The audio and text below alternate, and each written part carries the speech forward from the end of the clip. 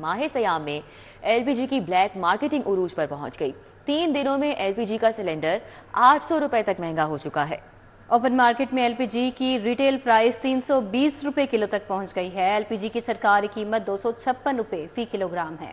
कंपनियां सरकारी कीमत के बरक्स 287 रुपए और 64 पैसे फी किलो में सप्लाई दे रही है। मजीद क्या सूरत हाल है, तफसीलात जानते हैं शहजाद खान अब्दाली से। शहजाद, आगाह कीजिए। बिल्कुल, रमज़ान अल मुबारक में भी गिरां फरोश शहरियों को बख्शने के लिए तैयार नहीं है और शहर लाहौर की ओपन मार्केट के अंदर एलपीजी की ब्लैक मार्केटिंग पूरे अरूज पर पहुंच चुकी है और मार्केटिंग कंपनियों की जानब से गुज़श्ता 3 दिनों के दौरान एलपीजी की कीमत में 800 रुपये का इजाफा किया गया है। यानी जो एलपीजी का बड़ा सिलेंडर है उसकी कीमत गुज़श्ता 3 दिनों के अंदर 800 रुपये तक बढ़ाई गई है और इस वक्त जो रिटेलर हैं उनको एलपीजी मार्केटिंग कंपनियों की जानब से जो एलपीजी की फ़ी किलोग्राम कीमत है वो 288 रुपये फ़ी किलोग्राम चार्ज की जा रही है।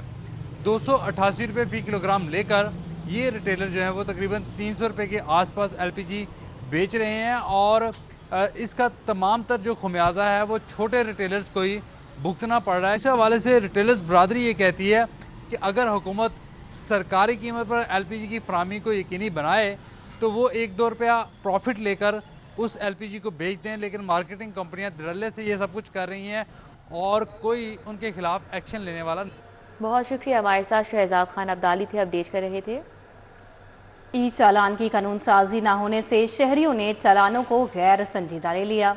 लाहौर की सड़कों पर चलने वाली 22 लाख गाड़ियां ई चालान ना दहिंदा निकले।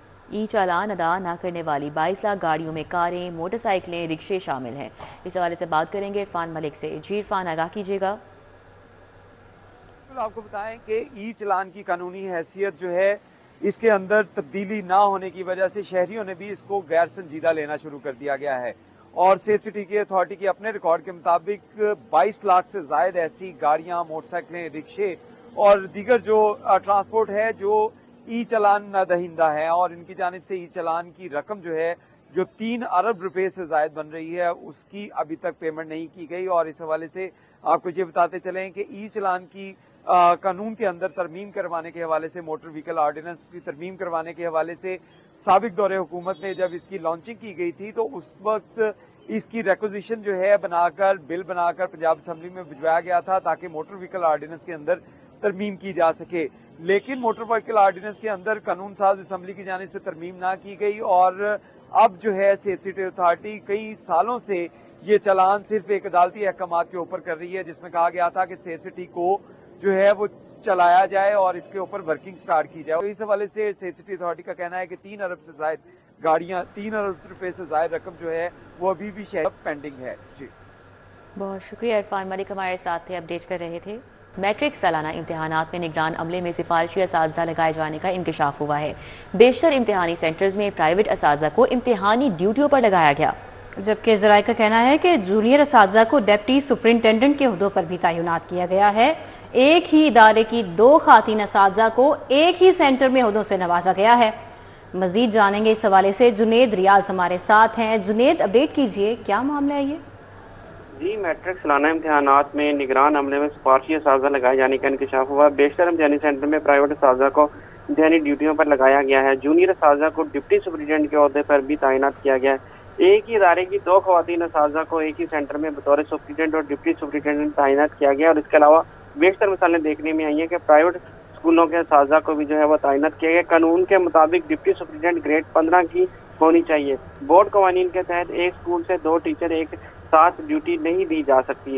असातिज़ा की ड्यूटियां कंप्यूटराइज तरीके से लगाई जाती हैं। कंट्रोलर इम्तिहानात का कहना है, उनका कहना था कि ग्रेड 15 के असातिज़ा को भी सुपरिटेंडेंट बोर्ड कवानीन के मुताबिक ही लगाया गया है। जी बहुत शुक्रिया, हमारे साथ जुनेद थे, अपडेट कर रहे थे।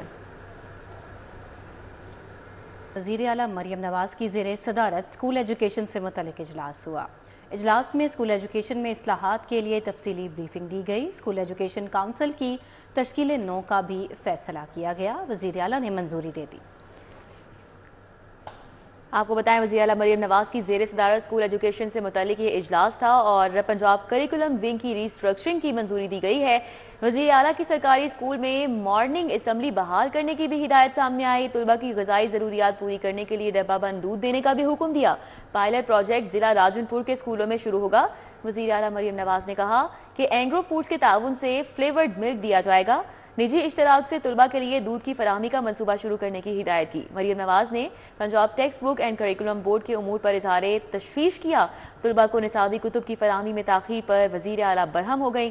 पंजाब भर के स्कूलों को बतदरीज सोलर एनर्जी पर मुंतकिल करने के लिए भी प्लान तलब किया है। सरकारी स्कूलों में आफ्टरनून क्लासें, इवनिंग कोचिंग सेंटर्स शुरू करने की तजवीज़ का जायज़ा लिया। वज़ीर आला मरीम नवाज़ की CEO की तैनाती के लिए मेरिट पर अमल दरामद करने की हिदायत भी सामने आई। जबकि इजलास में school transport program, electric bike और दीगर अमूर का भी जायजा लिया गया। इजलास में सीनियर सूबाई वजीर मरियम औरंगजेब, सूबाई मुशीर परवेज़ रशीद ने भी शिरकत की।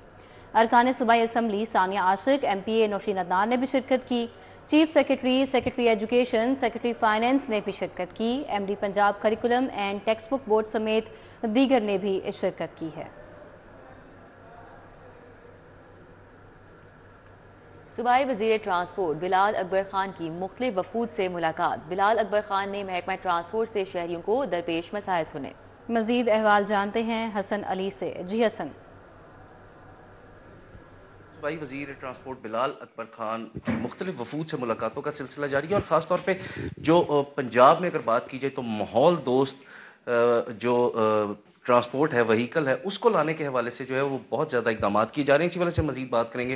यहाँ पे मेरे साथ बिलाल अकबर खान साहब जो है मौजूद है। बिलाल भाई, ये बताएं कि सबसे अहम मसला है इस वक्त माहौलियाती आलूदगी का, उसको कंट्रोल करने के लिए गवर्नमेंट क्या प्लान जो है वो लेके आ रही है? देखिए, जो हमारी इंडस्ट्री है वो भी उसमें हिस्सा डालती है, लेकिन जो हमारा ट्रैफिक है, अब स्टडीज़ ये शो कर रही है कि ट्रैफिक का धुआं जो है वो सबसे ज़्यादा जो है माहौल को आलूदा करता है। तो अब उसमें कोशिश ये है कि आहिस्ता आहिस्ता एक आपको पता है आगाही मुहिम भी चल रही है।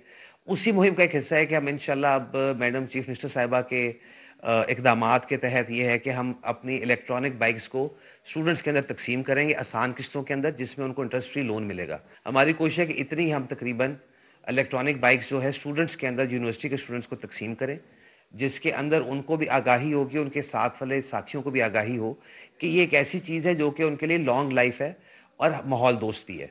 अभी कुछ बायलॉज ऐसे हैं, कुछ चीज़ें ऐसी हैं कानून के अंदर जो कि हमें पूरी तरह ब्रांडिंग की अलाउ नहीं कर रही, उसके ऊपर वर्किंग चल रही है। लॉ मिनिस्ट्री के साथ हमारी बातचीत चल रही है। अभी हमने थोड़ा थोड़ा प्रोजेक्ट शुरू किया है, लेकिन इंशाल्लाह हमें उम्मीद है विद इन 1.5 ईयर, 2 सालों के अंदर आप देखेंगे कि फुल ब्लोन इंशाल्लाह जो ब्रांडिंग है वो हमारे स्टेशन के ऊपर भी होगी, ऑरेंज ट्रेन के ऊपर भी होगी, BRT सिस्टम के ऊपर भी होगी, और एक बहुत मेजर चंक जो हमारा सब्सिडी का है इंशाल्लाह हम वहाँ से कवर किया करेंगे। बहुत शुक्रिया जी। जैसे कि मेरे साथ बहुत शुक्रिया, हमारे साथ हसन अली थे, अपडेट कर रहे थे। मुस्लिम लीग नून के MPS के वक्त का आबशार पुलिस खिदमत मरकज़ शादमान का दौरा। मुस्लिम लीग नून के वक्त की क़यादत वज़ीर सेहत ख्वाजा इमरान नज़ीर ने की। वक्त में हिना परवेज़ भट्ट और दीगर भी मौजूद थे। हमारे साथ इस हवाले से अजमत आवान है, तफसीलात बताएंगे। जी अजमत, अपडेट कीजिएगा।